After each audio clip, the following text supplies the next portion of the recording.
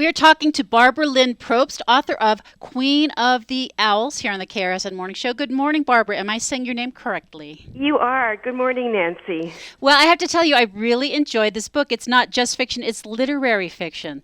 And it's been a long time since I read a book that really intrigued me as much. Let me begin by asking, is there a mythological symbolism to the name, the Queen of the Owls? Well, it's a funny story. It goes back to research I did when I was an academic. And it's a long story, and I won't take up your time with it. But the name, I think writing a book, coming up with a title is almost harder than writing a book. So this title just kind of spoke to me. There are no owls in the book. Right. The owl is her bookworm self, and she needs to embrace the fact that she is beautiful and regal and wonderful, even though, and because of the fact that she's an owl. As a bookworm. Yep. Mm-hmm. Yep. Okay. Well, the story is about Elizabeth, who is a mom. She's a wife. She's a doctoral student trying to work on her dissertation while raising her children. And she's studying Georgia O'Keeffe. She has this thought that the little bit of time that Georgia O'Keeffe was in Hawaii, which was only a short bit of time, was a transitional time for her. And it's kind of an intuition that she has this idea. So she is trying to come up with the research, or, to write a doctoral dissertation on it, she has to have some good kind of evidence. How did you come up with that concept? Well, it was funny. I had this feeling about O'Keeffe. So I started noodling around on the internet, and I discovered that she had been in Hawaii for a brief period, which I didn't know, and I don't think a lot of people do, because when we think of O'Keeffe, we think of the Southwest, or we think of those giant flowers that she did early in her career. So I just discovered it, and here's the magical thing that happened. It turned out when I was just starting the book, that for the first time in 80 years, all of the Hawaii paintings were going to be shown together at the Botanical Garden in New York, a half an hour from my house, in 3 weeks. Oh, no kidding. Okay. So it was wild, right? So I got to see that body of work together, which, again, they hadn't been collected since 1940. So it was pretty cool.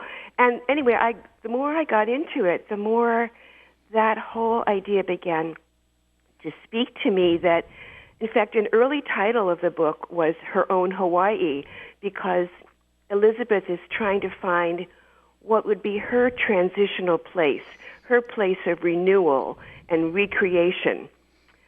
So, which is interesting too. I guess I didn't kind of read that into it at the beginning. You do know that from the very beginning of the book that Elizabeth, who's married to Ben, is feeling kind of dissatisfied in the marriage, and feeling like Ben is also feeling kind of dissatisfied in the marriage. It was almost, well, why not? Let's get married because we haven't found anyone else. And so to think of it that way, that she's looking for herself from the beginning, is interesting. Well, in a way, she doesn't know she's looking, right? Right, yeah. She discovers her. In other words, she doesn't start out for page one, oh, I have to find myself. But she slowly awakens to that, because through her study of O'Keeffe, of course, because the photographer she meets challenges her that she's never going to understand O'Keeffe just with her head, just with her mind. Well, and she observes her sister Andrea and Andrea's husband together, and sees a different kind of chemistry and dynamic between them. She observes another woman whose children are in daycare with hers, invites them out as a couple, and again she watches the dynamic and feels like we're missing that. We don't have that. Exactly. And so the first step is to kind of admit that you're missing something. You can't go after it until you really feel the pain that you don't have it, right? So I wanted to have this parallel journey of her coming to understand O'Keeffe better, but of course her coming to understand herself. So she has started doing Tai Chi. She'd first seen people practicing in the park near the college or the university and got interested. And so she does go out and do Tai Chi. I don't know how much you want to share about what happens with her and Richard. Well, I want to share enough to make people just dying to read the book. But Okay, fair enough. But it's interesting you mentioned that, Nancy, because this is one of the things when you're a writer. Sometimes your subconscious is telling you is smarter than your conscious mind. You know, you don't realize what you actually understand. So I went back and I saw that on the very first page, I had Elizabeth watching people do Tai Chi and longing to know what it was like from the inside, not just as an observer. Ah, okay. Right? So it's exactly what her journey is, to understand art, to understand life, not just as an observer, but through an embodied kind of lived experience, which is new for her. So I learned a lot about Georgia O'Keeffe. You know, as you know, we're in New Mexico, so I think probably everybody is familiar with Georgia O'Keeffe. Most of us have been to the O'Keeffe Museum in Santa Fe and at least are aware of her. I thought I actually knew her a little bit more than that, but I hadn't ever thought about how the nude pictures would have influenced her. Can you talk a little bit about that and her relationship with Stieglitz? Yeah, it's very complex. There's a lot been written about it, and we'll probably never know for sure. Most certainly, the photos that she posed for catapulted her into the public eye, and because excuse me, because they saw her first as a subject of someone else's art, then they got interested in the art that she was creating. But that whole question of how she had to break away from him and transcend the way that he saw her and claim her own identity. I mean, she got furious, as you probably know, that people were reading all these meanings into her art. And yet it's a question, because was she that naive about what was going to happen if you pose nude, right? And this is the 1920s. Yeah, it's very complicated. And I learned so much about her, like you, that I thought I knew about her, but I didn't until I began to really dig much deeper. And, you know, I went to Santa Fe, I went to Abiquiu, I went to the museum, I went to Ghost Ranch, you know, talked to people, went to see her work up close. So you have to kind of, it's not a historical novel. I mean, O'Keeffe isn't in the story. She's a presence. But I had to learn more about her than ever would make its way into the book. Okay, that makes sense. Yeah. So another strand that I really, really enjoyed is that Elizabeth is also teaching a class on, I guess, what do you call it, modern or postmodern or something? Feminist art. Feminist art, but it's not, yes, and it's current feminist art going back to, I guess, the 70s. And talking about O'Keeffe and her students who, you know, a very different generation, are saying, but O'Keeffe should have been fighting for the feminists. And she wasn't. O'Keeffe, and Elizabeth's point is O'Keeffe wanted to be known as an artist, not because she was a woman and feminist artist, but just as an artist. Yeah, it's really interesting, isn't it? I mean, the feminists wanted to make her into their matriarch. I mean, when Judy Chicago did the dinner party, this famous installation of all the... She had... Oh, and there was another one who did the Last Supper with O'Keeffe in the place of Jesus. You know, I mean, it was like they really wanted her to be their matriarch, their savior, and she wanted none of it. And it's another interesting question, because she's famous for being the mother of American modernism, the woman whose paintings commanded the highest price ever, but she wanted to transcend gender. What I tried to do through Elizabeth's role as a teacher was open up some of this and not answer the question, right? Because the best books are the ones that make us think and kind of linger, and we want to talk about them with our book clubs. We don't want to walk away feeling like it's all tied up in a bow. It also made me think about the difference between people who are in college now learning about feminism Mhm. and those of us that lived through the development of the whole movement. Yeah. And some of that, like Judy Chicago was very shocking when her things came out. And at this point in a historical perspective, it's not that shocking. That's right. That's right. I agree with you because my daughter takes things for granted that to me were huge breakthroughs, right? Mhm. And that's how it goes. But certainly O'Keeffe was ahead of her time. I mean, she was most famous in the 20s and 30s, into the 40s. But when she started out, she refused to change her name when she got married. She kept her name at a time when women just didn't do that. She defined herself by her work when few women did that. I mean, she was so far ahead of her time. And what's amazing to me is how she can still speak to us. And so in the book, she's a force for the transformation of my character. But she Mhm. also helped to transform me. She opened me up too, and I think she can continue to speak to generations of women, which is so cool. Yes, I'm thinking now about Richard and Elizabeth's perception of Richard. She gets involved with him. He's in the Tai Chi class. He starts leading the class, but she starts having coffee with him, and they get into these very intense discussions. He's really questioning her about her thesis, and he's a photographer, so he researches Stieglitz, and he starts sort of countering Elizabeth with some different ideas about what were those photographs all about, the nude photographs between Georgia O'Keeffe and Stieglitz, and who was really in charge? Was it what Georgia Hmm. was choosing to show him, or was he guiding her? And that's very interesting too. Yeah, exactly. I mean, again, without giving away the story, I will say that for those of you listening, that this photographer convinces, I'm not sure that's even the right word, but entices Elizabeth into posing nude because he tells her the only way you're going to understand Georgia O'Keeffe is by doing what she did. So obviously, for an academic mother, wife to pose nude, things are going to start to happen afterwards. So um, that was kind of I wanted Richard to be, again, a complex character.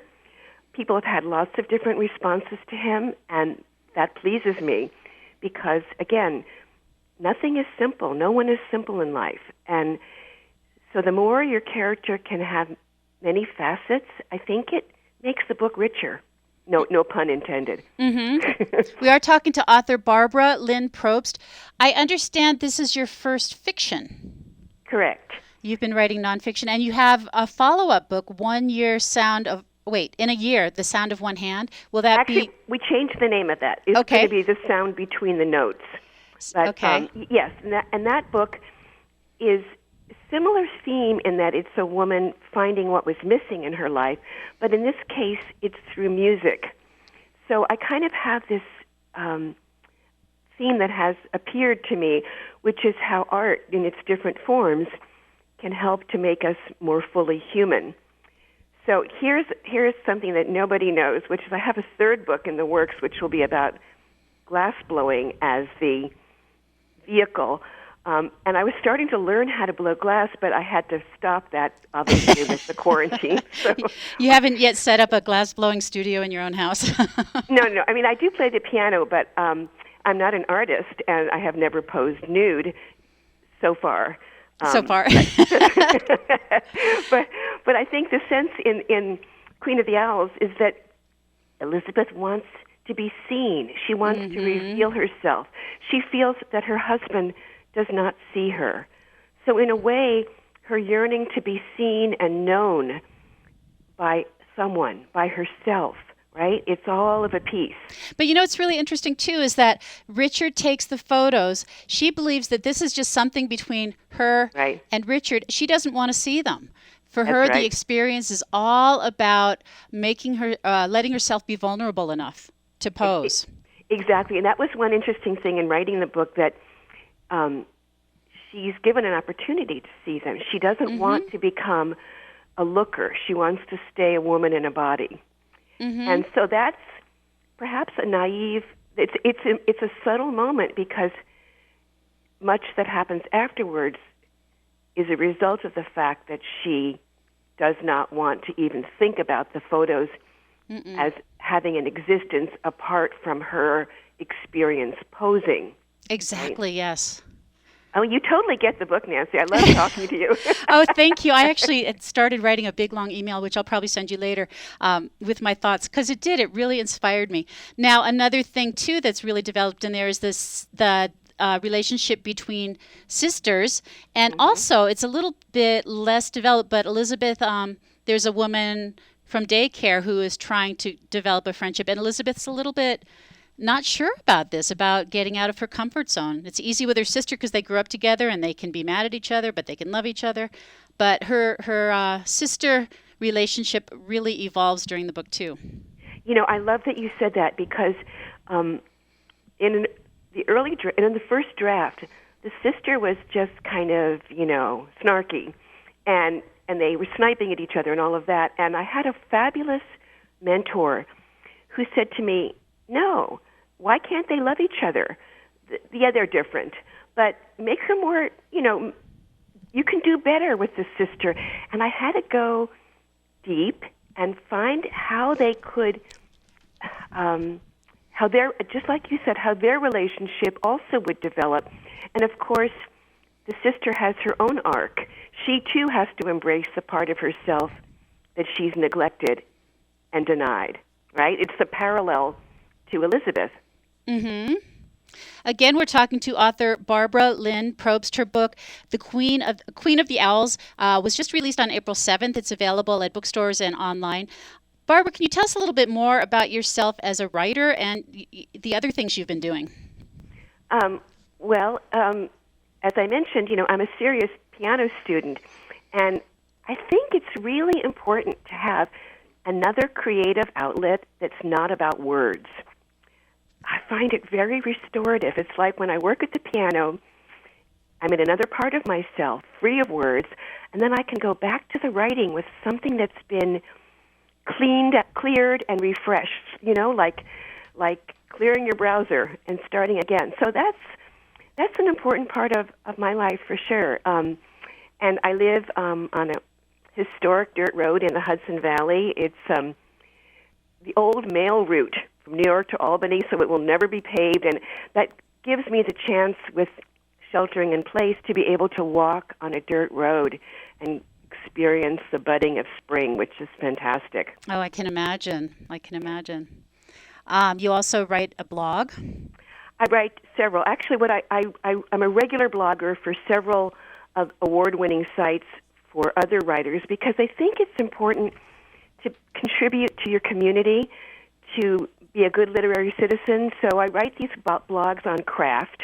I don't get paid for them. It's just a way of connecting with a community of writers. And I enjoy doing it because it's another kind of writing. It's short essay, very different from the kind of immersion that you have to do when you're writing a novel.